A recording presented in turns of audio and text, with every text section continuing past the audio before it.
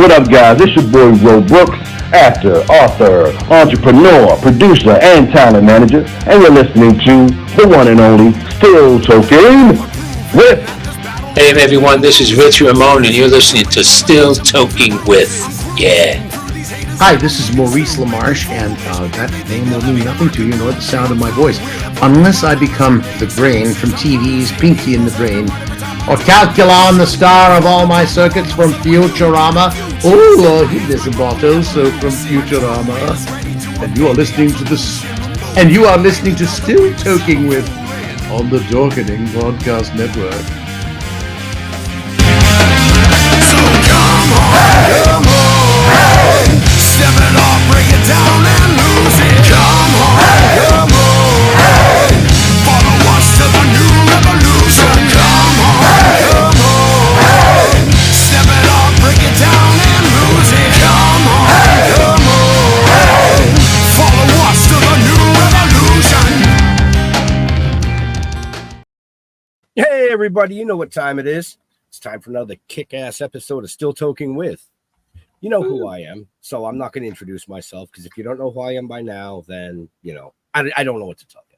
But with me tonight, again, is my boy Jags in the what house. Up, yo? Thanks they for you know who I am. They should already know who I am. Well, yeah, but you know, you haven't made the intro credits yet. Yeah, that's true. That's true. Maybe after this season. I should at this point. It's how it happens. They just keep dragging you back in, Jags. I know. And that little voice you hear in your head, as always, is my man, George. What is up, everybody? Wednesday night, and what a show. Are we ready to start this? Dude, I've been ready for like 15 freaking minutes, but StreamYard for some reason said, "Oh, there's a little too much traffic here. You know, you got to wait a minute." Yeah, you're having a lot of technical difficulties these past couple of weeks on that. Well, it's not me; it's StreamYard. Maybe you got to grease some palms. maybe that's what it is. Maybe I got to grease some palms, or maybe it's the internet going, "Wow, the caliber of guests they have tonight. You know, we want people to just really sit and wait in anticipation." I think that might be it. Welcome to the show, everybody. Anyways, today we have a true entertainment industry legend with us, from Brooklyn to Broadway, nightclubs to cruise ships. He's done it all. And more, because I learned behind the stage of some wild shit. He's an Emmy Award winner and a Grammy nominee, and critics call him a walking encyclopedia of the show business. Please welcome the multi-talented Geoffrey Mark. Whoa. Wow, he sounds great. Thank you. I can't wait to hear what he has to say. I'll bet he's really good looking and a stud in bed. Hi, boys. Right. Good evening. How are you? Very happy to be with you. Oh, that's we're happy to have you. We're happy to have you. I mean, Jeremy, you just kind of gave everything away. I mean, the show is over. It's all over. We've got so much more. You don't even know what's coming yet. Jeremy, I love the comic books. I am considered a Silver Age Superman expert. Oh, really? Oh, sometime I want to have a nice geek out with you about DC Comics in the 1950s and 60s and early 70s. See, I collect back then, but the reading for back then was just like not my exact story. I have Batman from like, I'm sure everybody cares about my collection of Batman, but I've been collecting Batman forever. So I have from issue, I want to say 160 of volume 1 all the way through to like 113 of volume 3. So yeah, you got started in the early Silver Age of Batman and go forward from there. Yes. So see, Jar Jar, now Geoffrey would be an amazing guest for Splash Pages. I'm glad he know. Look at that. He even knew that was early the Silver Age. I mean, I could have given you the month and year if you really wanted it that badly, but look at that. So let me jump in real quick. You Please. actually, do you have a book? Is it a book called Voices from Krypton? I am in a book. You're in a book. Voices from Krypton is an oral history of Superman. written by a dear friend of mine, Ed Gross. And I am considered all around the world an expert on 1956, 57 to about 1970 DC comic books. And it isn't that I didn't read Marvel. And yes, I'm another one of those people who had Spider-Man #1 and Fantastic Four #1. My mother did throw them away when I went to college. But my reading pleasure was DC Comics. Superman, Batman, Lois Lane, Jimmy Olsen, World's Finest. And folks out there who aren't comic book fans, oh boy, are we boring the shit out of you. Sorry about that. Oh, absolutely. They're like, wait a minute. I was kind of split. I liked DC and Marvel, but it was certain things. Like with DC, I was real big on Batman and Blue Beetle. Blue Beetle is like my absolute fucking favorite. And then Marvel, I was all about fucking X-Men. Huge X-Men fan. Well, Blue Beetle was a character that DC bought from another company who had just sort of lingered on the shelf for a couple of decades. And when DC bought the company's characters, they resurrected Blue Beetle. The Blue Beetle is Bronze Age DC, not Silver Age.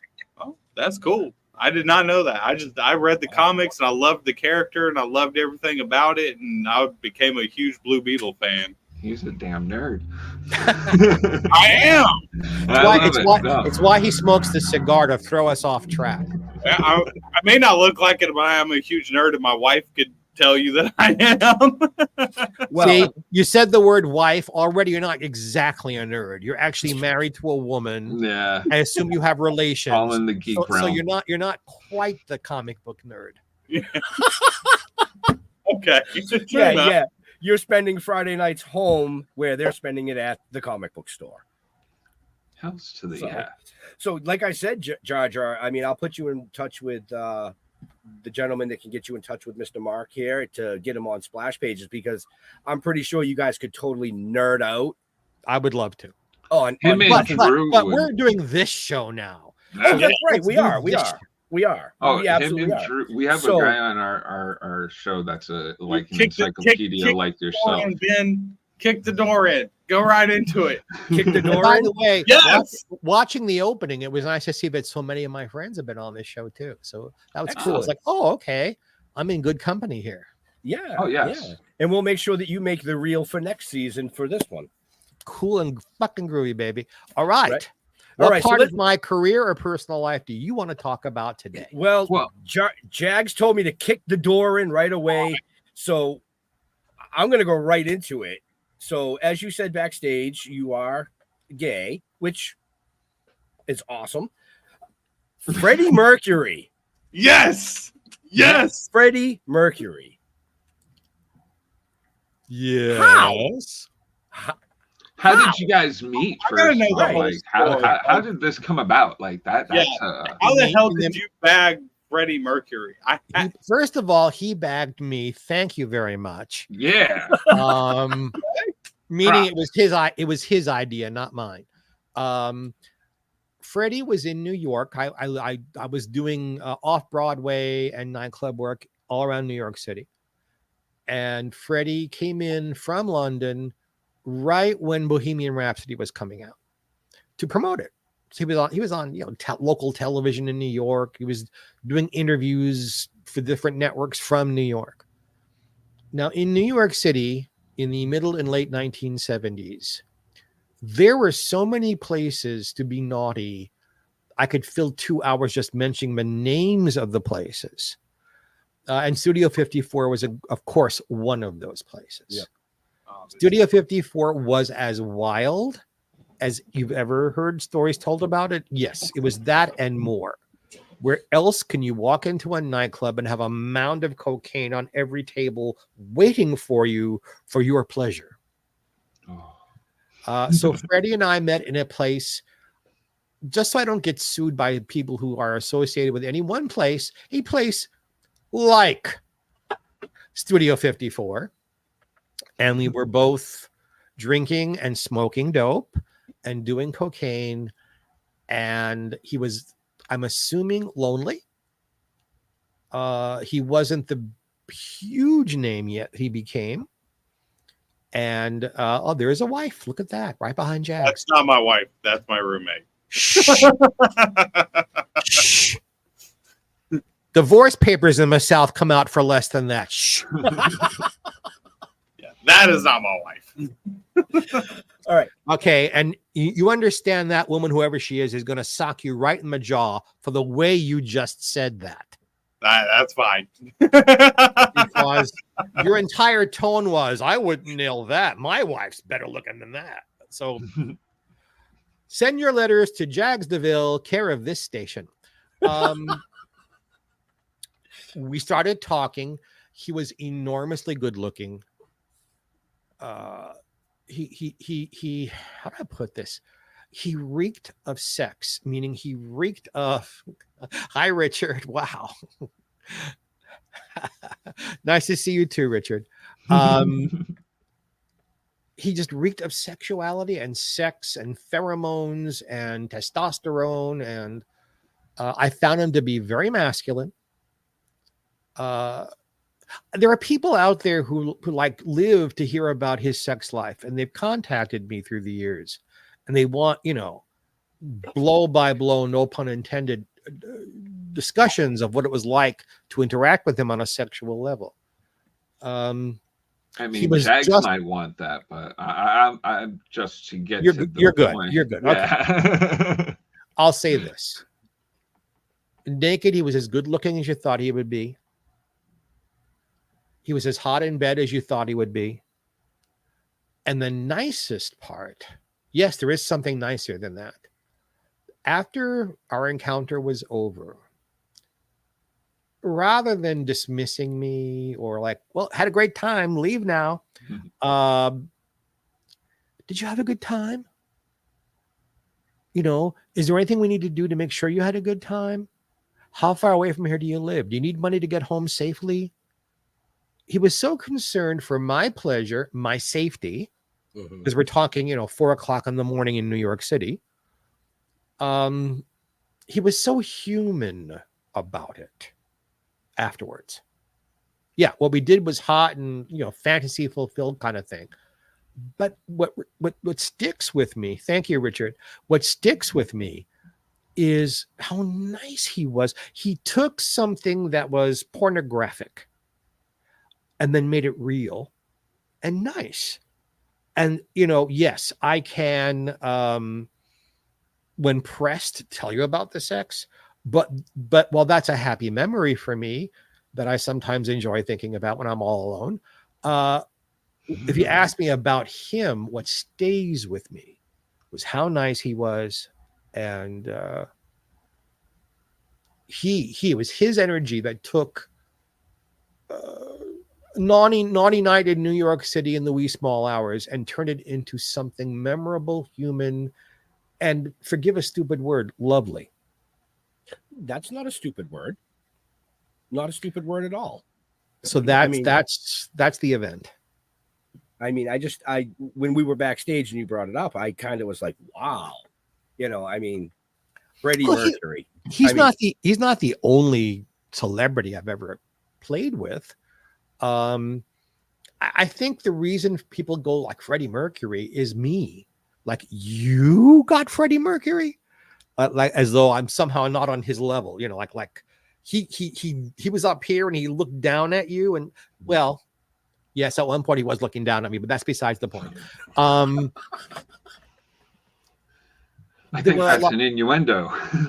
For me, it's just cool because it's like, obviously I'm not gay, but like I grew up on Queen, and like Queen was like a staple in my fucking house. Sure. Yep.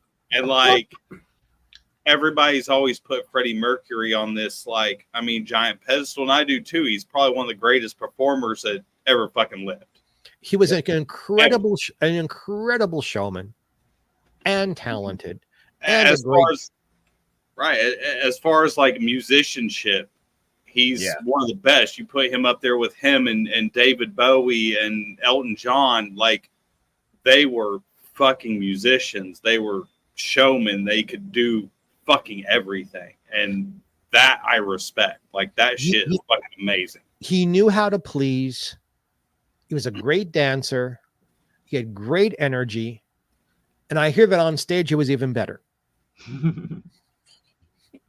No, I admire Freddie's talent and Queen as a group. It wasn't just Freddie, it's all those people were as songwriters, as musicians, folks who are watching who are fans of Queen. You have no idea how long it took to put Bohemian Rhapsody together. That wasn't recorded all in one long take. That's weeks and weeks and weeks of doing stuff and then editing it together. It is one of the most brilliant tracks I think was ever recorded. Oh yeah, that album, you know, that entire album. Yeah. So, you know, meeting him right then when all of that was happening for him, like right then, I think I got Bohemian Rhapsody 10 days before I met him. It had just come out in this country. So you already knew who he was prior to me. Of course. It wasn't a random, well, you're a buck-toothed Middle Eastern guy from England. I don't know who you are. So I mean, we, you know, Jags wanted me to kick the door down. We kicked the door down, but I really kind of want to know what got you interested in show business. And I say show business because you've done everything, as Jar said, as a jazz singer, comedian, radio host, you know, a historian, actor, producer, writer, best-selling author, Emmy Award winner, Grammy nominated. What got you started on that path? Well, thanks for that list. My nipples are hard now. Nice. Mine are always hard because they're pierced, but okay. I did not know that. now I'm happy all over. Thank you for that, Ben. You are entirely welcome. God, no, Ben, gotta watch out for Ben. I can already tell Ben is trouble in a happy kind of way. Ben is trouble. Trust me, I've known this man for like 7 years and we've toured together and he's trouble. Yay. What got me into show business? I was born. I've known since I was 2 years old that show business was the only thing I was going to be interested in, as far as working and occupation. And, you know, we are all of us, every single one of us, born with a God-given talent, or 2 or 5 or 7. Lucky. Most people are unaware they have it, or if they're aware they're having it, they're afraid of it, or they don't want to be different. It's a very old cliche that success in show business comes with a price. Certainly it did. You give up years and years of your life to get somewhere. And being different means, in my case, I was thrown out of my house at 15. And there I was, and it was because I was in love with a boy. My parents and his parents tried to break it up. And I was sent away. Didn't stop us. We were together for 47 years. Wow, he passed away he passed away 5.5 years ago. That's awesome. We never got to live together. It was a very strange situation. He married wealthy women. He produced a boy and a girl, and they're my stepkids. And I have 2 grandchildren from those folks. In fact, I have a grandson, 19 years old. I feel very, very ancient. Wow. My nipples are hard, but I feel very, very ancient. And I was on a stage for the first time at 4. I was put on a stage, an amateur thing in Brooklyn. They put a beret on my head and they penciled in a French mustache. And I sang Dites-moi from South Pacific, the musical, Rodgers and Hammerstein. Yep. So the very first thing I sang in French, which was, well, okay, that's different. But by the time I was 15, I was in professional show business and doing dinner theater. At 16, I made my first movie with Peter Fonda. At 17, I was in my first off-Broadway musical, starring in it. At 18, I was working at the Playboy Club. So great ambition. Conquering my fear of being different, because none of my blood relatives speak to me. None of them. Right. Because I didn't follow their mold. They're embarrassed that I'm gay. They're embarrassed that I would go on your show and talk about it. Even to this day, I didn't marry a woman, produce the 2.3 children, and live in a house with a picket fence in Long Island and follow the mold. And as far as I was concerned, that paradigm was pretty moldy already. It certainly wasn't for me. Right. And I don't regret, being Geoffrey Mark, hard work, tremendous ambition, God-given talent, being Jeff the person. I love everybody. I try to spread love. My life's ambition is to make people happy, to help relieve them of their woes and troubles. Mm-hmm. And I can have some good friends along the way and eat some delicious food and, get laid once in a while. Yay. Excellent. Excellent. Well, I will say you are part of our family now. Absolutely. And you are part of mine, all three of you. Excellent. Thank you. Where am I going to find three so completely different people who are intelligent and talented in their own right and accept me for who I am? Cheers to you guys. And cheers to you. Mine's going to hide in the screen, but it's there. That's because yeah, I've heard that sentence before, my friend. Do you feel it?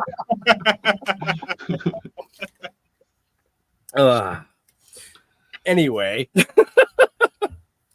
So you ask a question or I take over. Those are your choices. I got a question. Yes, Jax. What was the Playboy Club like? Because I've heard so many stories, and like to meet somebody who is actually there is fucking cool. I was there in the late 70s. What was it like? It's not exactly what I think you'd be expecting. And this is the New York Playboy Club. Right. The one Hef went to a lot was the Chicago Playboy Club because he was still living in Chicago back then. He didn't visit New York very much. He had an antipathy actually for that club. I think because he knew there was so much stuff going on there of which he did not approve. Because at the New York Playboy Club, the bunnies were turning tricks. The showgirls were turning tricks. The woman who's supposed to be in charge of all those ladies is called the bunny mother. And there's a bunny hutch where they change clothes and could relax in between shifts and shows. And she was taking bribes. She made more money from taking bribes so the girls could ply their resources and make more money than they ever made from being at the club or for being in the show. Wow. There was Laney's room upstairs for Laney Kazan. And Laney worked a lot at the New York, Chicago, and Los Angeles Playboy clubs. And I think there was also a Miami one where she appeared. There was a wonderful comedian, probably none of you are old enough to remember, Professor Irwin Corey. But he was a baggy pants. Nothing he said made sense. That was made it so funny is, what color is your shirt? And 6 minutes later, he didn't stop talking, but you never found out what color his shirt was. That was his gift. And he and I would hang out. There was a buffet of food for everybody who worked there, whether you were waiting on tables or you were on the stage. And I learned a lot about comedy from him. So it was an interesting place. It wasn't a bunch of swingers like you'd think. I don't know if you're old enough to remember what a leisure suit is, but most of our clients were from New Jersey wearing Sears leisure suits, thinking they were just hip. And then you'd be backstage and the girls are like, there was a topless show. And you'd look, through the curtain and these men are beating off under their table in public because they're looking at women's breasticles. And I found that kind of disgusting. Right. But yeah. I loved working there. The food was great. And I learned, anywhere I could go and learn something about my craft or the business, and between all the celebrities who sang there or did comedy there, and Irwin Corey, bless his heart, he lived to be 100. It just added to my package of being able to perform and entertain people. But the wildness was the men paying for the girls who worked there to, do whatever they wanted. Right. But other than that, and that the servers were dressed in these bunny outfits with their, cleavage hanging right in your face, these guys paid an awful lot of money to be members of the club. And then on top of that, whatever they drank, whatever they ate. Other than that, it was like any other nightclub I worked in back then. I think that's why Hef didn't like the place. The place wasn't up to his standards. And it just beating worked out in public kind of can lower class a little bit. And the man who produced the show I was in at the Playboy Club also produced a show at a place called La Vie en Rose, which was a higher class place actually on 3rd Avenue in New York. And one evening, it just reminded me of this. His regular guy was unavailable. So he said, "Come have dinner with me, baby," because he was French. And we went. There was a place called PJ Clark's, which at that moment in time, everybody in show business went there for drinks and hamburgers and hero sandwiches and whatever you had. When we got there and they were all filled up, they couldn't seat us, even though he was a name back then, and I wasn't one yet. "Oh, baby, some friends of mine over there." So we ended up having dinner with Jackie Onassis, Truman Capote, and Andy Warhol. Wow. And that must have been a conversation. No, it really wasn't. No. Andy was so stoned on something, I'm not entirely sure he blinked the entire time we were eating there. Truman had heard that the producer's man friend was enormously well endowed, which he was. And he wanted to talk about that with Peter. Peter Jackson was the producer. Peter wanted nothing to do with discussing anybody's penis in public. And poor Mrs. Onassis is sitting there listening to this. And bless her heart, had the grace to turn to me and want to talk about my career. Oh, wow. So she was asking me questions about what I was doing and why, and how I came to be there. Everybody else was kind of stoned, uncomfortable. It's why places like Studio 54 were so popular. You didn't have to talk. You could go there and drink and drug and fuck, and nobody knows because press wasn't allowed inside. And but sitting at dinner with a lady, and Mrs. Onassis certainly was a lady, you couldn't behave that way. Right. And this was a restaurant, not a nightclub. I wish I had great tittle tattle to tell you from that thing. I could write a whole book about that if it were the event is true, but if it were true that wonderful things were said, right? Oh, I'd write a whole book about it. But which you have written books. Oh, about, many about some famous people. And the story of that is in my upcoming autobiography, The Devil Was Born in Brooklyn, and the title is trademark. Don't fuck with me. But you've written books about Lucille Ball, Ethel Merman, and Ella Fitzgerald, to name a few. Two books about Ella. That's right. And I've written a cookbook with Kathy Garber, the Family Affair cookbook. For those of you who remember, Family Affair was a sitcom in the 60s. Yeah. And then I've ghost written several books for other people. And actually, we had Kathy on at the beginning of this season. Amazing lady. Well, she's still beautiful. Yes. She is older than I, but still beautiful. She still has a career. Kathy and I have one of those relationships we talked before the show started, folks, about not discussing religion or politics. Kathy and I cannot discuss politics at all. Right. We are literally polar opposites politically. And I'm not saying my views are better than hers or her views are better than mine, but if we discuss it, it gets a little ugly. So I'm her friend minus those discussions. And when we're together and politics come up, I excuse myself. Right. Safe. Yeah. But you had Don Most. Donnie is a wonderful guy, wonderful singing talent. You had Jeremy Miller on. I adore Jeremy. Yes. I adore that man and his wife. What two just lovely, amazing people, thoughtful, amazing people. Yeah. And I'm happy that the feeling is mutual. Yeah. We had him on the show, and then he did a convention here in Massachusetts that we were at.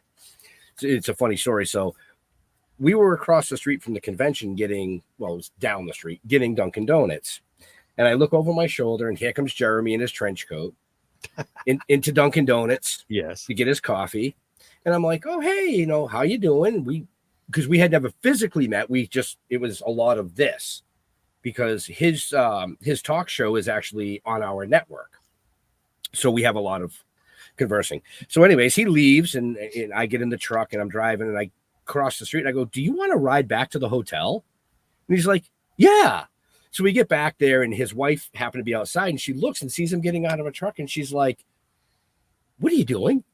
He's like, oh, no, this is the guys I was telling you. And she's like, oh, I thought he was getting into strangers' vehicles again.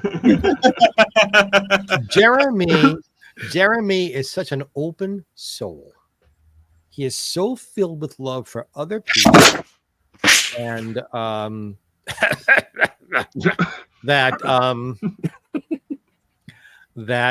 I just adore him. And he's good looking, and he's so talented, and he married a woman who is as good looking and talented as sweet as he is. Right. He's a chef, right? Yes. Yeah. Yes, so like Andy can cook. So goddamn. Andy, yeah, he can cook too. Yes. That's actually a song, boys. From as a comedian, like, have you ever had to deal with hecklers? And what would you say was the best way to deal with such? I always find this stuff interesting with comedians. I have only been heckled for real and for serious by two people in my life. One was my father. Oh, shit. And we'll get to that in a second.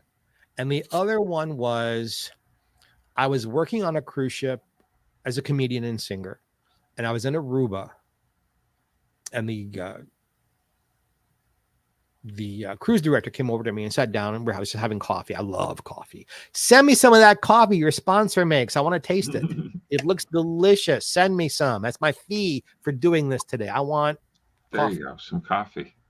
Let Leo know.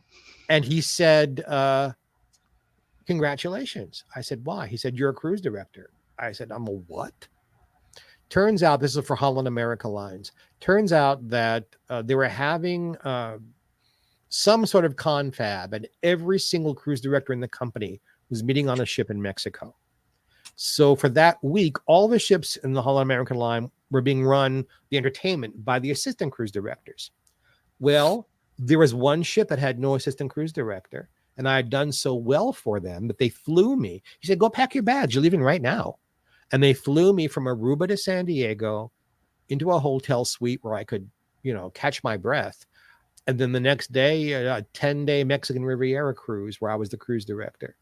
And there was a claque of women on that. I don't know where they were from, wherever they're from. I hope they're well, and I hope they stay there. Like, I don't want to interact with them ever again. But came up to me after the first day and said, we don't like you. We want a studly, handsome young man being the cruise director, and we don't like your sparkles, and we don't like your jewelry, and we don't like your jokes. And they just refused to laugh. Wow. Just refused. They refused to be entertained. But sounds like my ex-wife. Yeah, that's why she's here. I was going to say, it sounds to me like they needed to get laid. I didn't want to say that. I did, however, hear that they were using N-Dust as a vagina preparation.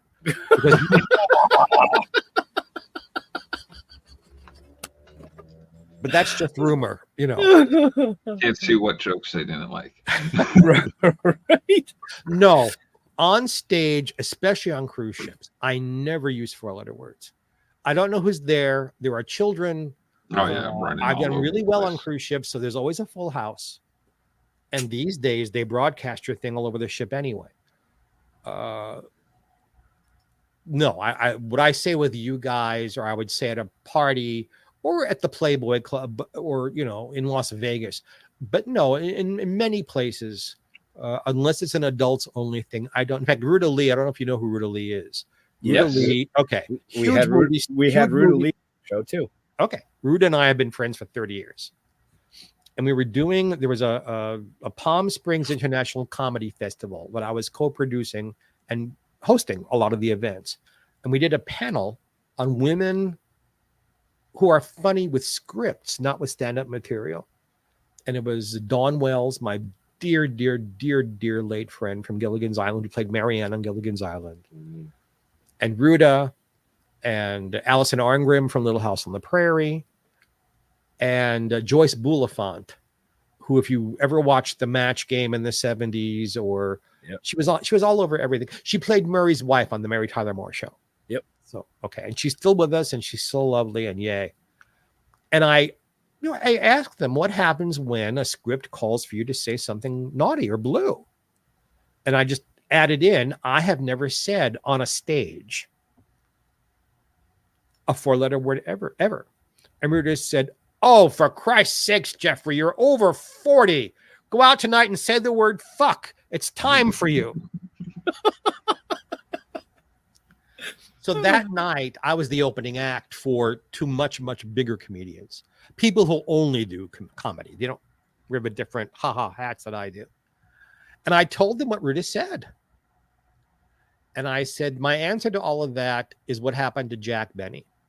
Now, do you guys remember who Jack Benny was? Mm-hmm. I'm seeing some not quite sure faces. Yep. Okay. Jack Benny, just for Jeremy and anybody else who's watching who doesn't know, a vaudeville star of the 20s, a radio star of the 30s and 40s, a movie star of the 30s and 40s, a television star of the 50s and 60s, and he was a star till the day he died. Yep. And he was as big a name as Bob Hope or Lucille Ball or those kinds of people. That caliber. He was going to be performing in Las Vegas. And, he was friends with Buddy Hackett, as was I. And Buddy just, fuck. That's his act. And he felt he had to compete. And he told the people, I was told that if I'm going to make money, because why else would I be here but for money? But I have to use four-letter words. I'm now going to use my first four-letter word. Affair. And then he never mentioned the dirty words again and did his act. Because having an affair with someone was about as dirty as he would get on the stage. Okay. And going back to my father was an evil, cruel human being who was terribly jealous of my talent and success. And once he'd seen me do my act, he'd come back and then shout out my punchlines before I got to them, interrupt my singing. And then my mother would stand up. It's his father that's really the one that's got all the talent. And I eventually had to ban them from coming to see me. Wow. Well, these are the same motherfuckers who threw me out. So, Right. Hasta la vista, baby.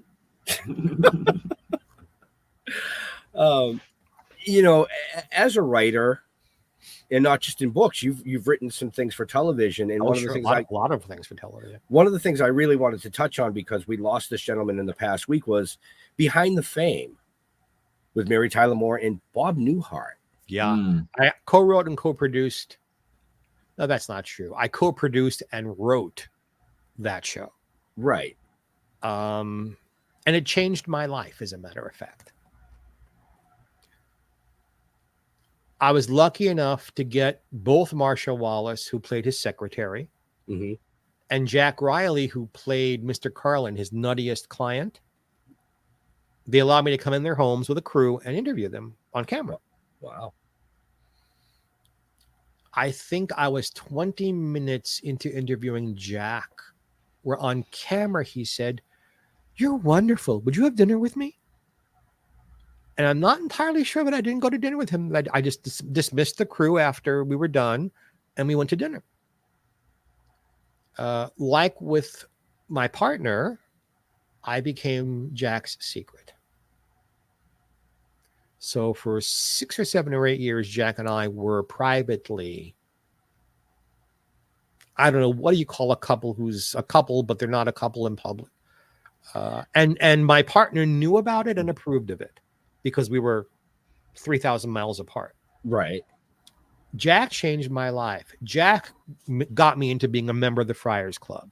Jack got me into Yarmy's Army, which had, you know, every major comedian in the world there. Jack promoted me. Jack introduced me. And we did a nightclub act together, which was very successful for a while. The while being Jack got MS, and then his health just stopped us from being able to perform together. So that documentary changed my life. Right. About Mr. Newhart specifically. And I wrote about this on Facebook the other day. I knew him for years. Enormously talented. And a huge success. I mean, only Lucille Ball has had more successful sitcoms, one after another, as Bob Newhart did. Right. But Bob was not terribly warm to Jack or to me. Jack, once the show was over, from 77 or 78 forward, spent the rest of his life being really grateful to Bob. He got the opportunity to embody Mr. Carlin, which made him a bigger star than he had been before the show. So we ran into Bob a lot. It was polite. I mean, he wasn't nasty or mean or anything, but it was polite. There's a difference between polite and warm. He wasn't funny. He didn't seem to laugh much unless Rickles was there. If Don Rickles was there, of course, we were all laughing our asses off. Right. But it's the only time I saw Bob relax and let himself go and enjoy whatever moment he was in. The last time I saw Bob was at Jack Riley's memorial service. And Bob came over to me, but first of all, shocked me. Gave me that Midwestern half hug that they want to hug you, they don't know how, so they're giving you their shoulder a little bit. Right. That shocked me. And then he whispered in my ear, "I'm really sorry for your loss." I had no idea he knew that Jack and I were a thing. So that's my Bob Newhart show, and I'm sticking to it. Awesome. But Marsha Wallace and I were very close friends also. Suzanne Plachette and I were very close friends. So that show means a lot to me. Right. It was one of the shows that I watched. May I give you a fast Suzanne Plachette story? Sure, why not? It's your show. No, baby, it's your show.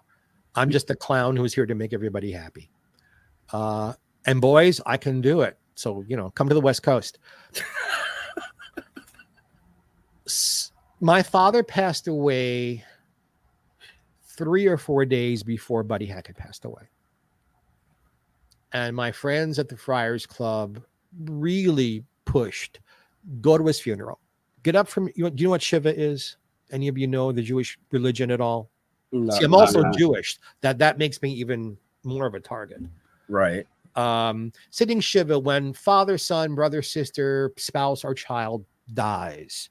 For 1 week, the mourning is called Shiva, S-H-I-V-A. You don't go anywhere, and people come into your house with food. They answer your phone for you. They clean your house. They feed you. You just sit there and talk about your lost person, and you laugh and you cry. And it's actually very mentally healthy to do that. They said, get up, go to the funeral. So I went to the funeral, and Susie was married to Tom Poston at the time. And they arrived just as I arrived. And she walked over to me and kissed me and then whispered in my ear, I heard about your father. I'm so sorry. Coming here must be so painful for you. Don't do it unless you can handle it. You can't buy that kind of consideration or love. She had a mouth like a truck driver. She knew all the words, but she was a real, loving human being, and I loved being her friend. That's awesome. Wow. So change the subject. Let's talk about something happy. Yeah, we all just got sentimental real quick there. Yeah. we gotta get into the whole John Lennon thing. We Okay. gotta do it. Okay. Folks, what they're referring to is the following story. I had a girl, I still have her, I guess, a girlfriend who's like my sister. I've known her since high school. In fact, she knew my Joel too. And she was living on 72nd Street in Manhattan in an apartment building that was across the street and then down the street from the best known apartment building in New York City, the Dakota. And it was kind of a cool evening, and I didn't want to just walk a couple of miles to get to her house. I took the subway. The subway at least then it did. I don't know what the subways do anymore. Let me off on Central Park West and 72nd Street. That's the corner where I'm blocking my own face. Don't do that. That's the corner where the Dakota building sits. Mm-hmm. Now, in those days, the Dakota didn't have a front door on 72nd Street. It had this archway with a driveway so that if a limousine was picking you up, they wouldn't pick you up on the street. They'd pick you up in the courtyard. There was this lovely little parkish courtyard. And then as you walked in to the left, that's where the front door and the doorman were. So I'm just minding my own business. I'm a little cold and I'm hungry. And it's 10 o'clock at night, more or less. I forget the exact hour. And just as my foot hits the arch, bang, bang, bang. And I looked this way to see that motherfucker with his gun over John. John is already dead. Except it was so dark, just how people are sometimes moving. I could see the assassin beautifully because there were these little light bulby things all over but if you were under one of them, you're all lit up. If you're not, you're in the darkness. So I knew someone had been killed right before my eyes. I knew who the killer was. I couldn't recognize who was on the ground. It could have been someone making a delivery. I didn't know. I certainly didn't know that Yoko Ono was all the way against the back wall in terror. But I ran like hell. I ran across to Phyllis's apartment, and I had a key to her place. I let myself in. She was taking a bath, turned the TV on, and in New York, Channel 9, what used to be called WOR-TV, was the first TV station to cut in and say, this has happened. That's how I found out that what I saw was John Lennon's assassination and not just one of the 8 million people in New York City. Random killing. Yeah. I got very upset. I went into the bathroom. I sat on my toilet while Phyllis took her bath, and she kept me calm and calmed me down. And when I got calmed down, I began to feel guilty. It's like the first thing I should have done when I got to her apartment was to call 911, report the killing, let them know what was happening, and let them know that I could identify the guy. I saw his face brilliantly. I didn't. Out of fear. In the moment, I didn't want to get shot because the motherfucker looked up at me looking at him. Our eyes met. It's like I was out of there faster than Pavo Nurmi. And you guys can all Google Pavo Nurmi and ask, why did I bring up his name? Look it up yourselves. I'm tired of explaining everything to you people. Man, now I have to look up stuff after the show. He was an Olympic runner who won a lot of medals, but like in the 30s of the last century. Years later, I told that story to Sean Lennon. And Sean said, don't feel guilty. He was already dead. Someone had already called. By the time you got across the street, Yeah. The doorman had already called the police. He was captured on site. They didn't run after him. He was there. Yeah. He said, you couldn't have helped my father. You couldn't have helped my mother. You could have gotten hurt. So, on behalf of the family, stop being guilty, which makes me feel good. I've never spoken to Yoko about it or Julian, but I did spoke to Sean, and probably not my finest moment. But then again, how many of us were there watching? Right. I think human nature, if anybody else was there, probably would have been the same to run, especially if somebody's got a gun. Especially in the late 1970s. This day and age. In the late 1970s in New York City, and I've had this conversation with other people who lived there at that moment. If you were a female or a gay man, you had to be very careful what was going on around you. You always had to know who was coming up behind you, because women were getting assaulted and gay men were getting beaten and killed left and right, like it was, let's have a ginger ale and a pizza and kill that fag, like it was a sport. Right. So I was very aware everywhere I walked, and back then I was still token, so I was probably a little stoned too. And I'm clean and sober 35 years, but I support anybody who wants to get stoned. God bless you. Congrats on that. Thank you. Yeah. Walking on streets, and I won't make any street walking jokes. I'm going to be serious. It was not safe back then. It got safer, and I understand now it's not safe again. But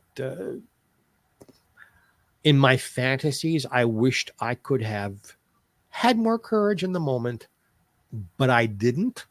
And that's what I have to live with. I have to accept that I was, 20 or 21 when this happened? Right. And I did not have the wisdom I have today. Right. Wow. Well, to so get back us out to another of the dark somber stuff. moment. Yeah. Tell us about a performance or production that you. Which one do I hear? Listen to. You're both asking questions. What was that? You were both asking questions at the same time. Oh, go ahead, Jags. No, I was just saying we had to touch upon that. So let's go on to the next. Oh, hell yeah. No, definitely. This is what happens, folks, when you have a four-way. Everyone tries to be in control, and so we got to figure out Jeffrey, the chef. Hold on, Jeffrey. Is this your first four-way? No. Ooh. But it's your best. So far, we haven't had a climax yet. No, I was a wild guy in my youth. Despite being in love, my boy's name was Joel Kabik. 47 years together, but because he married and because he was hiding from me. From the world, and there are good reasons for it, and I don't want to. It would be another downer, but I went out and had as good a time as I could because I was young and horny and healthy and great looking, and why not? I didn't know that AIDS was around the corner, and I don't know how. To this day, I'm HIV negative, but I am. Knock on wood. So I was a wild man. Sure, orgies and sex parties and bathhouses and. I could tell you some pornographic stories that happened to me. I just don't know if they'd be terribly interesting or believable. Right. Now, you have your own radio show. And he goes right by it. Okay, there we go. Well, no. And the reason I did that is I want to bring up, you have your own radio show. Geoffrey Mark Plays Ella. It's on several stations around the country, and it's available on every platform there is. Every week on a theme, I play you Ella Fitzgerald's music and then give you the inside story of how it happened, why it's important to her mythos, or, how that song became something else. And we're in our third season. I've taken a few weeks off because I developed in my right hand here and through my fingers, gout in my right hand. Oh, no. And let's just say it was enormously painful. And thank God I do other things with my left hand. He's a lefty. He's a lefty. And then to this moment, I've been dealing with having bronchitis, which is why my voice is a little rough today. Gotcha. But so yeah, I've been taking a little break from the show just to get better. But we're going to start having some celebrity guest hosts on who will share their favorite Ella songs and why they're favorites. And, eventually we'll run out of topics, but hopefully we'll have, more than 100 shows by then that people can just continue enjoying. Later in the fall, I am starting a new show called The World of Geoffrey Mark, where I will have conversations with my celebrity friends. So, and that's where I think I was going with that. So I know you have, this show, the new show, folks, follow him, subscribe, like what he does. And I should have mentioned this sooner, but all his information is in the show notes up above, down below, depending on where you're watching or listening to us. But he's got all kinds of great stuff coming out, and he might even tell you some of his pornographic stuff on a different show. I'll be happy to tell you now if you have time, but just I wanted to get all the plugs in. It's your show. You can plug in. Okay. I'll tell you one pornographic story. This is earlier in the 70s than John Lennon. I was working in nightclubs. I was in between Broadway shows. So I was office temping to just pay the rent. And the office temp people sent me to, may they rest in peace, the old World Trade Center twin buildings. Mm-hmm. Well, I got there early and I had to go to the bathroom. So there was a men's room down below where the subway stops were, because every subway in town went through it so people could go to work there. And there were some men who decided that was a good place to perform fellatio on each other. And I was watching. I was just watching. Let's put it that way. And all of a sudden, this 6'4" African-American cop walks in with the big billy club and banging it against the wall. What do you assholes think you're doing? And bang, bang, bang, and get the fuck out of here. Da, da, da, da, da, da. And he puts his hand on my shoulder and he says, except for you. I went, oh, shit. And he went to the door and locked it from the inside. He said, and now it's my turn. And I didn't think it was a good idea to tell him no.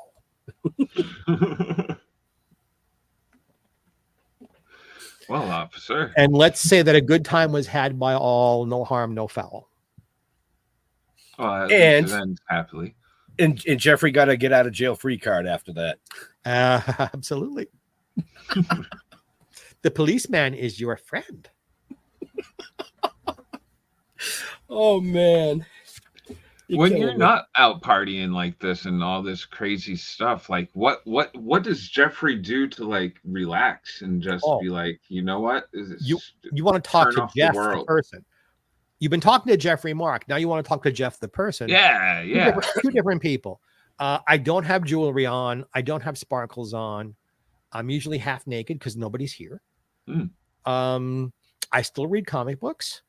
I read. Thank goodness for all of the platforms out there. They can watch classic movies and classic. I can see all my friends. I can visit with my friends every night who have passed away. Then I have a collection of about 10,000 television shows with the original commercials as they were first presented. I can watch that if I feel like it. I cook. I meet friends for meals. I live in the desert. I go into Los Angeles and see friends and walk red carpets and go to industry events. And I'm a big supporter of the Hollywood Museum. Donnell Dadigan, who runs it, is an incredible woman. I'm thrilled that one of my costumes is in the museum and that I keep getting invited to walk the red carpet and be a part of it, because I loved Debbie Reynolds, but Debbie couldn't pull it off. Somehow Donnell pulled off having that museum for costumes, and she got the fucking Batmobile there. She's got Hannibal Lecter's actual torture room in the basement. What she has there is incredible. And then Mel's Drive-In or Mel's Diner is part of the building.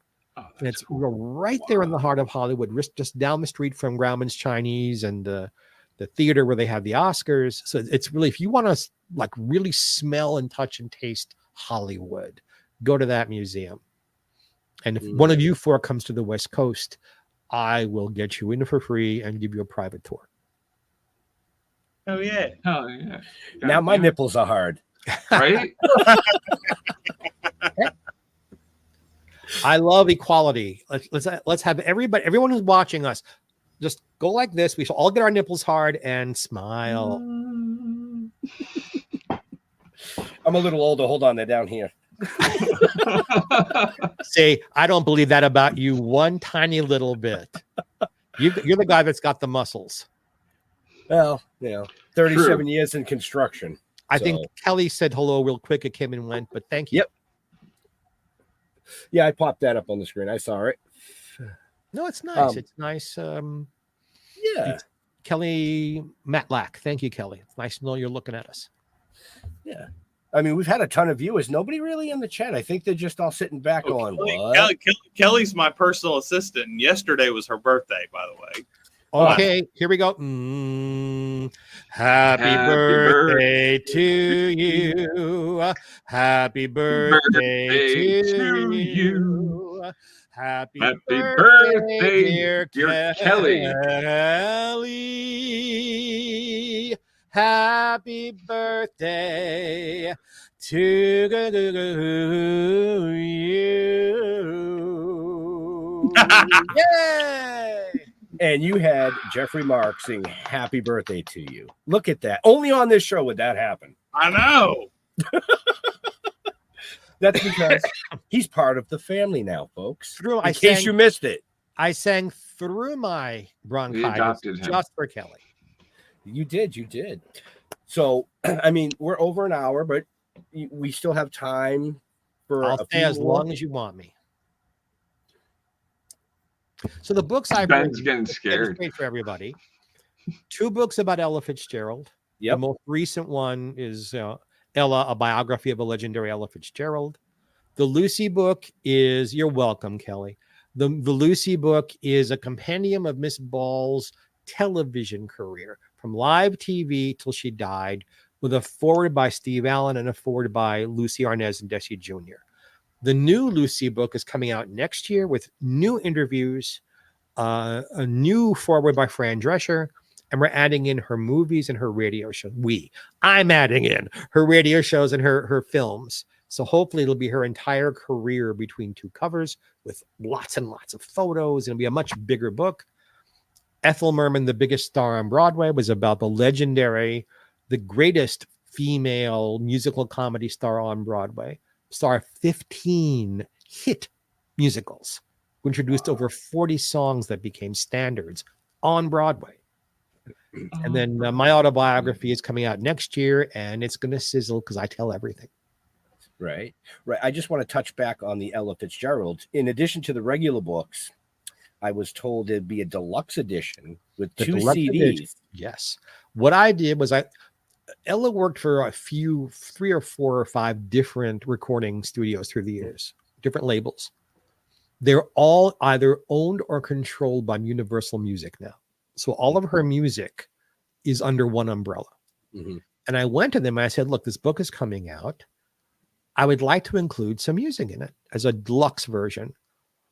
And they thought about it. They thought it was a good idea, as did the Ella Fitzgerald Foundation, which I'm happily a part of as a friend and a supporter.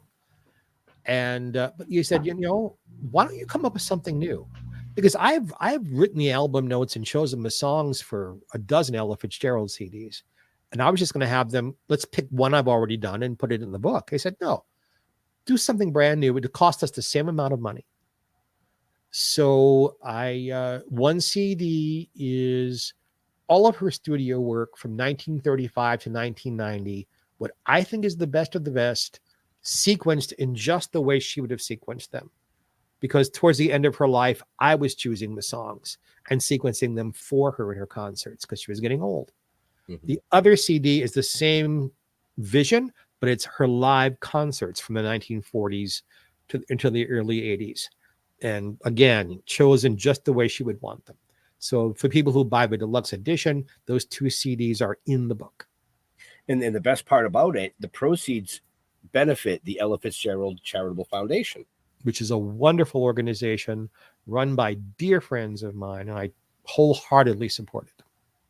Right. So I wanted to make sure we touched on that so that people knew that there's more to what we've already discussed. I mean, we literally could sit here for 6 days.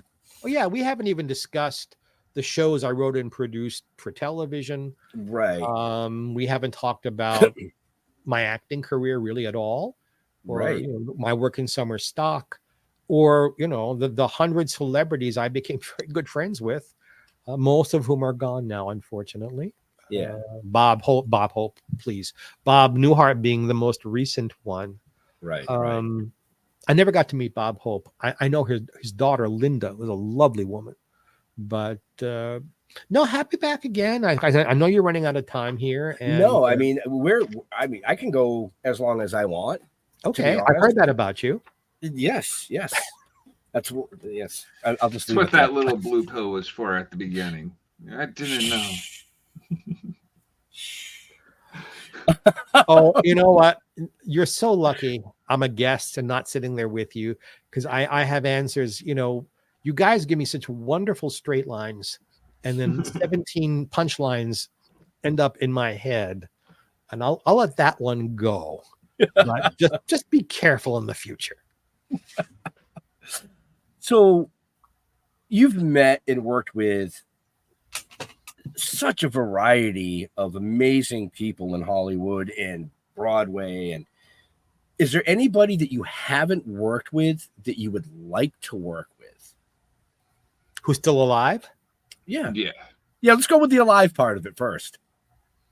Oh, and thank you, Mark, for your laughter at my wonderful comedy. God, that's a good question. This is bring up a controversy. I don't really care. I would love to work with Kevin Spacey. Okay. Really? Interesting. I know Kevin. I knew he was innocent. The BBC kept chasing after me. You know him, right? They wanted me to have words about. I said, wait until he's made innocent and then I'll talk to you. And I went to a show business event the day after he was found innocent, and BBC just was in my face. They wouldn't even let me get to the red carpet. I said, told you so. I told you this would happen this way. He's an amazing, amazing intellect and talent. And I would love to work with him. I would love to work with Tom Hanks on anything, just to work with Tom Hanks. Right. This part of my career, this part of my life, I think these last 2 books are going to be my last 2 books. I don't want to spend the remainder of my life behind the screen you're looking on the other side of. This is my screen, right? Yeah. I don't want to sit here for 8 hours or 10 hours a day looking at my screen. I want to be out there singing and telling jokes and meeting the fans and being with loved ones, because one reaches an age where almost every other day someone one loves goes away. Mm-hmm. So while I still have the health enough to do that, I want to go out there, be with people I love, meet all you wonderful fans out there who I think of all of you as friends, and make people happy. So there's discussions about Mark Price and I doing something together. There's discussions about my doing an album. Geoffrey Mark sings the Ella Fitzgerald songbook. We'll see what happens, because show business has changed drastically in the last 10 years, much more drastically since COVID. And all of the paradigms that you knew this is how it works, it doesn't work that way anymore. For instance, nobody goes to an audition anymore. It's all done from home. And every actor has to pay for a camera and a backdrop and lighting and makeup and do everything at home. They don't want to see you in person anymore. Right. It's like, how can you get the sense of someone unless you meet them in person? But I'm not the one doing the casting. Not yet. I am the luckiest. I might have been a good casting director. I have a good sense for it. I'm the luckiest son of a bitch on the planet. I met the love of my life when I was 13. I got into show business at 15. There are very few of my heroes I haven't had a chance to meet, socialize with, work with, love in some cases, and have sex with in a few cases. We'll bring up some other names next time, because there are more names you'd recognize. And you're going to go, you did that with him? Because again, you'll think he's way too good looking. No, I wasn't. He wasn't, and I'm just fine. I'm a very lucky man. As a human being, as Jeff, do I have my problems? Sure. Including bronchitis at the moment. Do I have a perfect life? Nobody has a perfect life. Right. You know, people's visions of celebrities, that we all live in a mansion, we all have a butler, we all have a pool in the backyard, and we're just sitting around drinking champagne and eating caviar all day. Yeah, I don't know anybody like that. The big tip top movie stars, the top of the top, have the mansions. And you know what? They're eating cornflakes and eating bologna because they don't have to prove anything to anybody. Right. The rest of us work. The rest of us, I mean, this is my office. I'm not exactly living in a dump. There's Miss Emmy over there. Mm-hmm. I always figure out there, Miss Emmy. Yep. Right there. I spotted that at the beginning of the show. And then on the wall up here, I have my Grammy nomination, my Congressional Certificate of Special Recognition from United States Congress. I have a certificate of recognition from the California State Assembly. And that is not only for having had a very long career, because I celebrate 50 years in show business this year, but also for my charity work.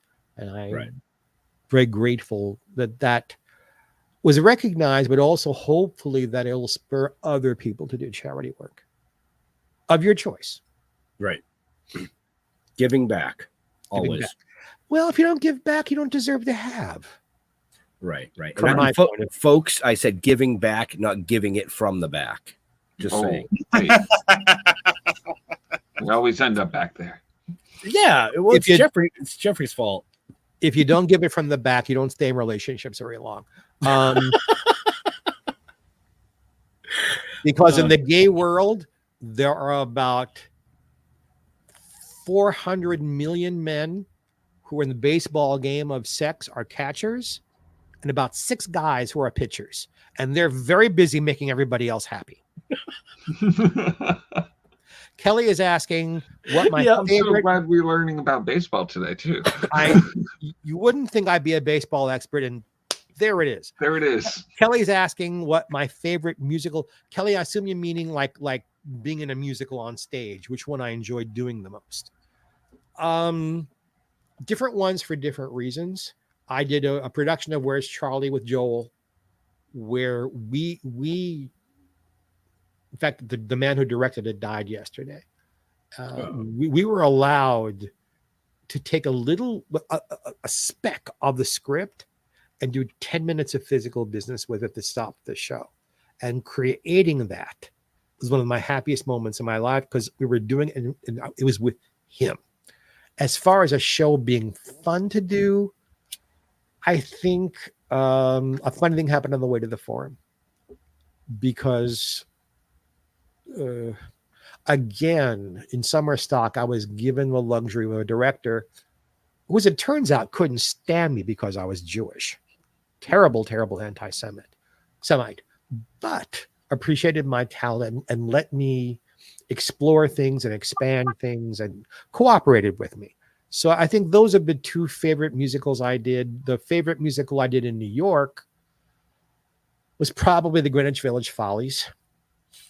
And my favorite on Broadway, because I only worked on one, was Bring Back Birdie with Cheetah Rivera and Donald O'Connor. And just to be in the same building with them and everybody else in the cast was amazing. So I hope, Kelly, I answered your question. Well, if you did, awesome. If you didn't, oh well, because he's saying happy birthday to you, Kelly. So you can't get much more than that. I'm just going to say, you know. Well, if you look like Ben, you might get more than that. But under the circumstances, be satisfied. Ben's got an in over in Hollywood. This is fantastic. Not that Jeremy and Jags I would ever turn away. Hey, it's okay. Both very. My wife would get mad at me. She would just be like, "God damn it!" Rule number 1: never tell your wife. Well, no. See, my wife would say how many zeros are attached to it. Mm. And Ben, you could probably earn them. So, we'll talk after the show. I have this thing in my life. Getting back to Jeff. All of my deep relationships have been with straight men who got bisexual for me, or who were bisexual but never acted out on it, or were just bisexual. I have rarely actually been in a relationship with a gay person. Usually that's a sexual relationship, but the deep love things. So married men and straight men, and they knock on my door every day, and they have since I was a kid. And my Joel was bisexual, so my whole life has been that. I don't know why. Someone once said, having straight men want to have sex with you, it's a gift. And I said, if it's a gift, give me the receipt and let me return it for something I can actually use. Yes, I love it. Because yes, you can have lots of one night fun, but it's a very unhappy relationship if the person can't really commit to you. Joel did, but he still had his women, and I knew all about them. And Jack did. Why? I don't know, because women were throwing themselves. Jack Riley had Playboy bunnies and centerfold girls throwing themselves at him. I don't know why me. So, there's something special about me, and there are things about me I can figure out. There are things about me I'll never really figure out, but I can accept that that's the way it is and then try to enjoy it. I am a huge believer in counting one's blessings. Being with you guys today is a blessing. I've been feeling like shit all week, and I did a show on Monday. I'm doing another one on Friday. In fact, I'm hosting on Friday for somebody who can't be there. And it's just fun to be Geoffrey Mark. Geoffrey Mark is a lovely, talented, really smart. I mean, my IQ is 163. It's ridiculous. Guy, and my looks, my talent, my intellect, all gifts from God. I did nothing to deserve them. What I can take a bow for is what I've done with them. Right. And I think the same is true for all of us. All three of you have found a niche in show business where you're entertaining people and using your good looks. You're all three good looking, and you're all three smart. Yes, you are. Stop it. No phony bullshit here. You just say, thank you, sir, and I hand you the cash. May I have another? Yes. It's a gift. It's a gift to all the folks who are watching. And that's what I live for. Yeah. Same with us, Being able to entertain people in all walks of everything that we do, and being able to sit up here and chat with people such as yourself. I know we didn't touch a lot of like your career in acting and things like that, but I think what we did touch on hasn't really been talked about a lot in some of the interviews. That's true. No, you guys asked good questions, and you made me, even before the show started, folks, we talked for about 10 minutes before the show started, because we're all in different places in the country doing this. They made me feel so welcome, so open. No flinching at my sexuality, no flinching at how I dress, no judgment. So I felt comfortable to say anything today, and I probably have. Yeah, and I can say right now, I never pass judgment on anybody for anything. I have a son who is bi. I have a daughter who is bi. Well, if he looks like you, send him over to me. And he's a chef too, and he cooks really good. And I love to eat. So, I have family members that are either gay or bi or whatever. I'm okay with that. I mean, all right. So Jags and Jeremy, do you feel the same way? Oh yeah, dude. I've got two transgender kids, and one that's unsure of themselves. So, love is love in this house. My co-host on my show is very much gay, and I've got another cousin that's gay and another cousin that's trans, so it doesn't bother me and it doesn't bother them that I'm straight, and we all good. No, at the bottom line behind all of that is, if you're happy with you and the person you're with is making you happy, that's all that matters. Well, first of all, God bless all three of you, and the children we're talking about here are blessed to have parents who are supportive. Let them know that. Only thing about Jags that bothers me about his being straight is that the holes in his ears are just a little too small. Otherwise, boy, could we have some fun. Oh my gosh. But the hole under his nose isn't. With that, I'm going to bring us to our last question so we can let this amazing gentleman. Well, I embarrassed everybody else, Jags. I had to give you one, you know. As my wife is listening. She's listening to the whole thing. She's laughing. And Kelly is laughing her ass off. You have one more question. What's that, sir? Jags, you got a last question for our guest? No, I'm good. Okay. I'll flip it over to Jar Jar. All right. So the final question, as we always do, is there anything that you truly geek? I mean, you've told us a lot, I guess, like comic books and everything, but is there a secret thing that you geek out about that people don't know that you're like, maybe that's too much for them?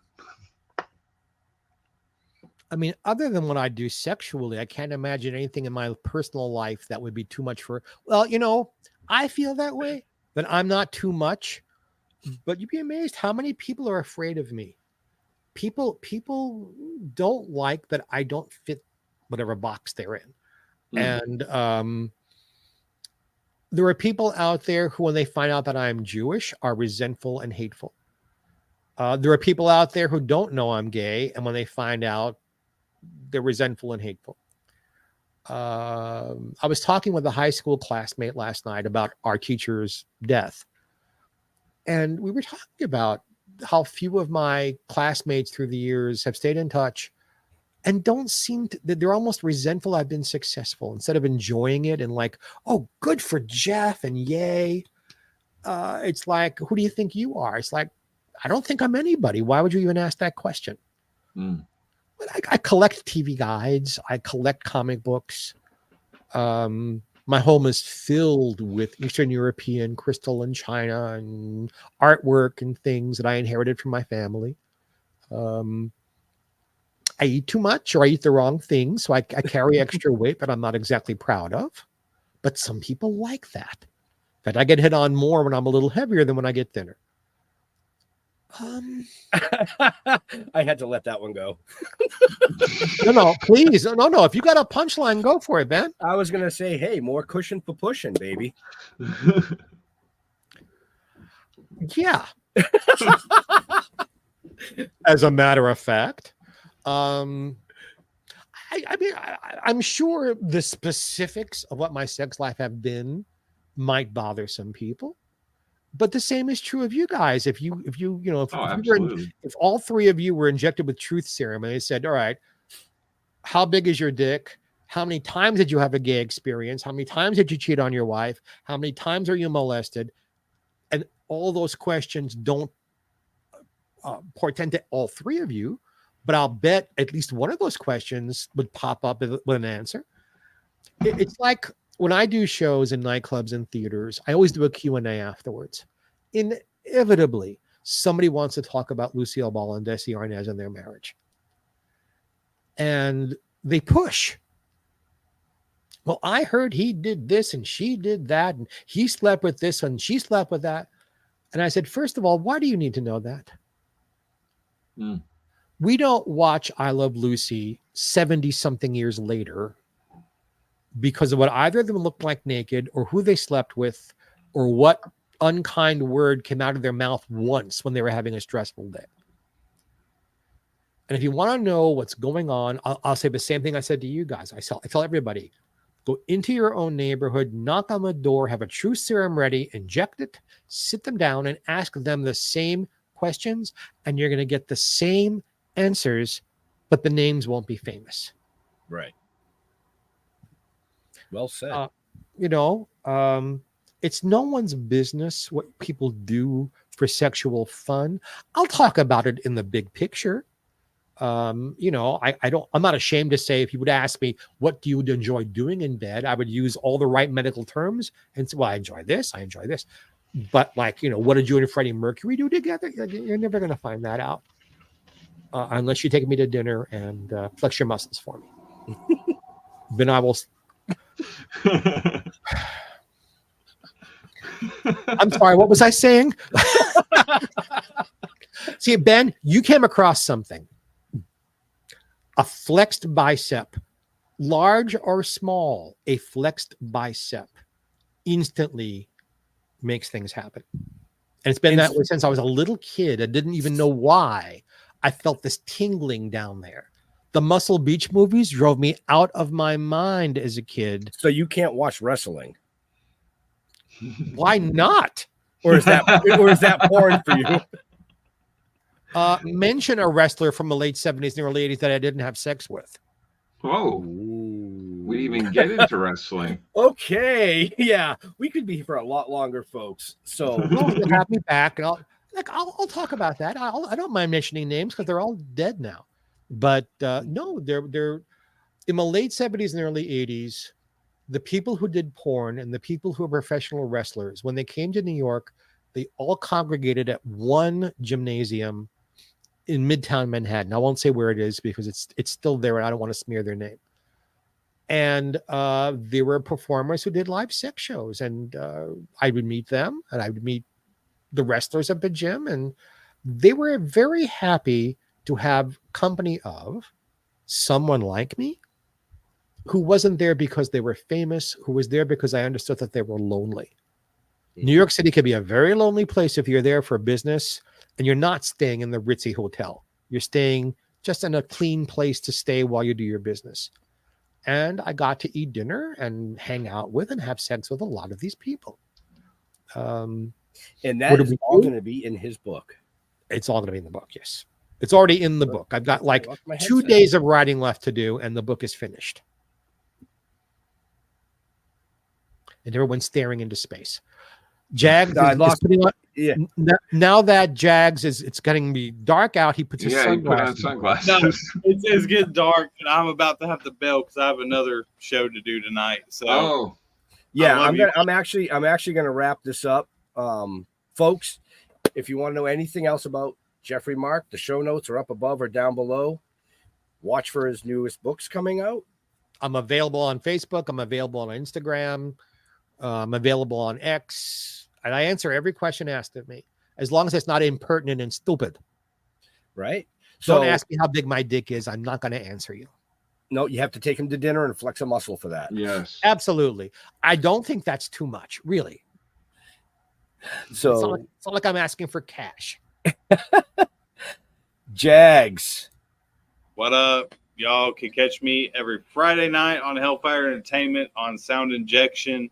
Actually, this Friday, we have the Soap Girls from South Africa on. Those girls are insane, so please check it out. 9 o'clock Eastern Time, 8 o'clock Central Standard Time. Check us out. Have me on, Jags. Absolutely. He's a jazz singer. It fits your show. And Jeremy. Oh, hey. Check me out every Tuesday night on Splash Pages where we talk comic books like nerds and you know, it's fun.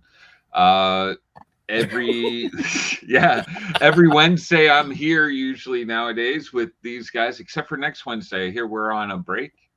Yes, next Wednesday we are on a break. What's on the Wednesday after that? The Wednesday after that we have Pulitzer Prize winning journalist Dan Lasseter. So tune in for that. Yeah. Actually, we have some pretty cool shows coming up. And to be on Jeremy's show, you have to know what a splash page is. Yes, and it's okay. We've had people on, like last night. They were doing the bumper for us, and they called us Slash Pages. I'm like, oh, this guy must think he's on a horror show. Now, that's a whole different genre of literature. Right. So Jags unfortunately bailed because he had to. He is running another show tonight on Hellfire Entertainment Media, folks. So make sure you check that out. Yes, check out seconds. Check out Geoffrey Mark's show. It's in the show notes. I mean, it's there. It's very simple. It's there. In all seriousness, I want to thank Geoffrey for coming out and hanging out with us tonight, telling us some stories that most people wouldn't have heard. Yeah, my nipples are still hard. Yeah, hang out after this show. We'll talk a couple of minutes. Oh yeah, absolutely. But in all seriousness, to all our veterans and first responders, we want to thank you for doing what you do so people like us can do what we do. Yay. Stay safe. We'll see you next week. And we'll be already here as soon as Ben finds this button. The button.